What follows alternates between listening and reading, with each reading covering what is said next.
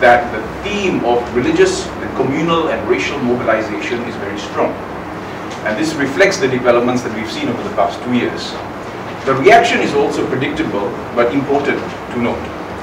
I'm sure that all of you are aware that about a week ago, a loose coalition of about 88 Malay Muslim NGOs pressed forward their demands on the state. And look at that memo again. It's also interesting. It was not a demand to the government. It was a demand to, again, individual politicians. So we are all appealing to the political system, but the problem is there is no unitary voice. Malaysian society doesn't speak with one voice. It's actually different voices, different communities making different demands and putting pressure on the system to actually translate these demands into policies.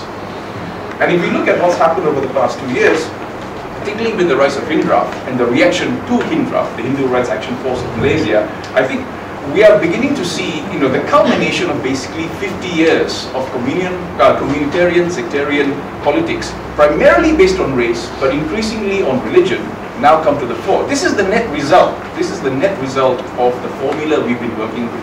So HINDRAF, as I've written once, is really a reflection of Malaysian society today. It is not an aberration. I mean, why should anyone be shocked by the emergence of a Hindu-based sectarian organization when every other party in this country is sectarian-based anyway?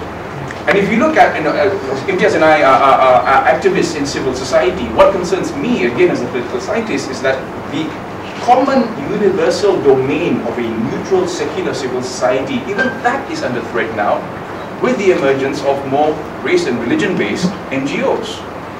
We used to have, a secular, universal Malaysian trade union movement.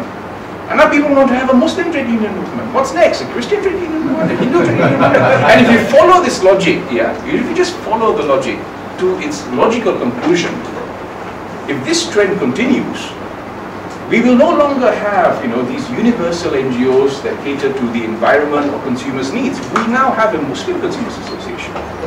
What's next? A Muslim environmental organization? A Hindu environmental organization? A Christian environmental organization? And you see what all of this will lead to. These centrifugal forces are actually ripping apart the fabric of Malaysian society. But the parties that have been governing this country cannot reform this because they themselves are sectarian. So I just want to touch on two things now, before I put on my magic Bomo head and give you my prediction for the elections. I think there is a genuine awareness on the part of the political leadership of this country that things have begun to unravel. It's very telling, and I'm not sure what mental state I was in at the time, but in 2003, I don't think I was in a pub when this happened, but I'm almost certain that I read an interview with Dr. Mahathir Mohamad in a newspaper in Taiwan. I cannot verify this because I actually don't have the empirical evidence to prove what I'm saying. But if I'm not mistaken, in this interview, he made a very telling remark. He was asked about Islamization, and if I'm not mistaken, his response was, "We have gone too far. We need to pull back."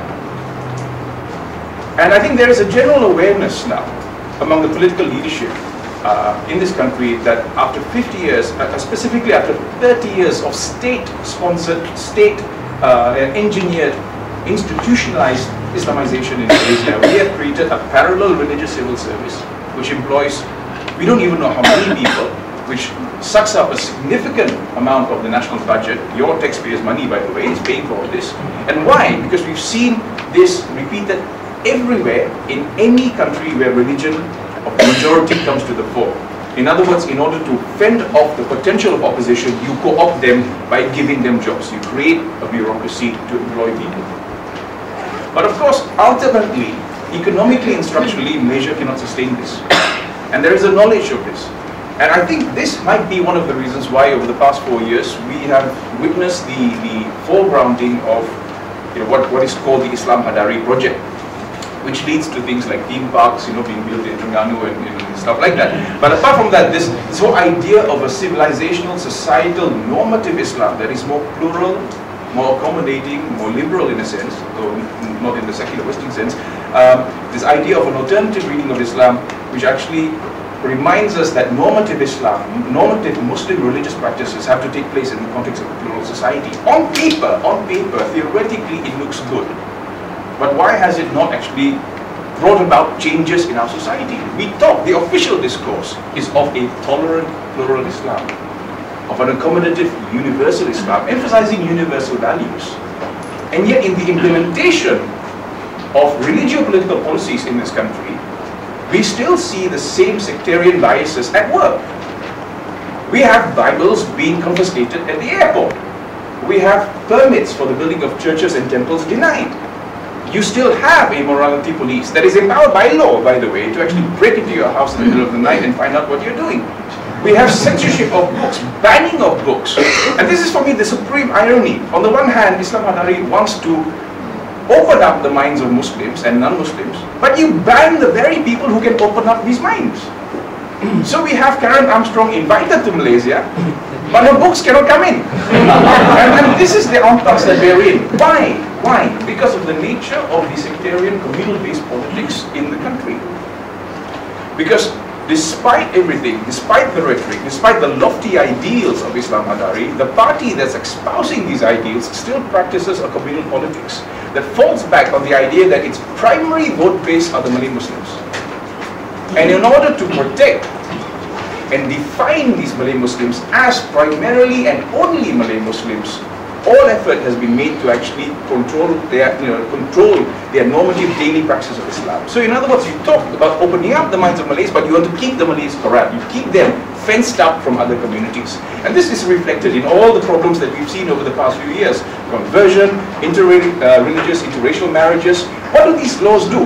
The net effect is it makes it more and more difficult for us Malaysians to have multi-religious, multiracial relationships in the country. The reality is that today, if you're a Malay Muslim, it is very, very difficult for you to have a relationship with a non-Malay non-Muslim. That's what the laws are doing. See, so the rhetoric and the laws are growing further and further apart. There is this dissonance. So in a sense, Islam Hadari cannot correct itself. Islam Hadari cannot correct itself because it's coming from a party that on the one hand espouses one thing, but in terms of its normative political practices is doing the opposite. So you cannot on the one hand talk about Ketuanan Melayu and defining Malays as one community that has a privileged position in the national framework, and at the same time saying that you have to be universal and open and tolerant. It just doesn't make sense. And the problem that we've seen in Malaysia of late is that because this logic is so dominant, it is now being replicated in the other movements as well. Hindraf is another example of the failure of this sort of patronage, clientelistic politics that favors one community. And I think the fact that Hindraf has emerged is a symptom that the logic itself, the logic of governance in this country, is in time of revision.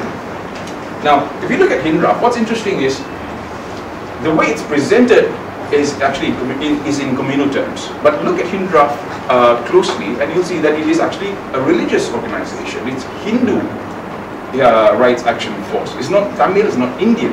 And that's why even at the Hindraf demos, you don't find Tamils of Christian, Muslim, Sikh, Buddhist background there. So my fear is that again, as what I said earlier about the rise of these religious sectarian NGOs, is that we are witnessing the splitting apart of Malaysian society, previously on racial basis, but now on a religious basis as well.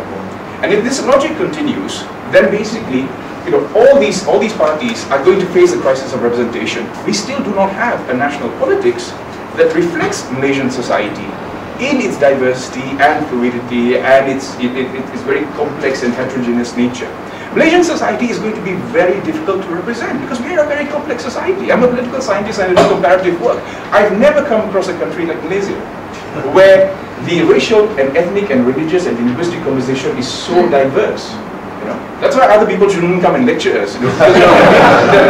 Sometimes I meet these and I was in Egypt for my holiday, and then I meet these Egyptian intellectuals who say, we can teach you how to deal with pluralism. I say, hey, hang on, you only got 2% Christians and you're already burning their churches? You want to lecture us about pluralism? Come on, So nobody said that governing Malaysia was going to be easy. Nobody ever said that governing Malaysia was going to be easy. It can only be a difficult task, and to represent Malaysia in the national narrative, telling the story of Malaysia is going to be a very complex story. My regret is that throughout the history of Malaysia, every politician who has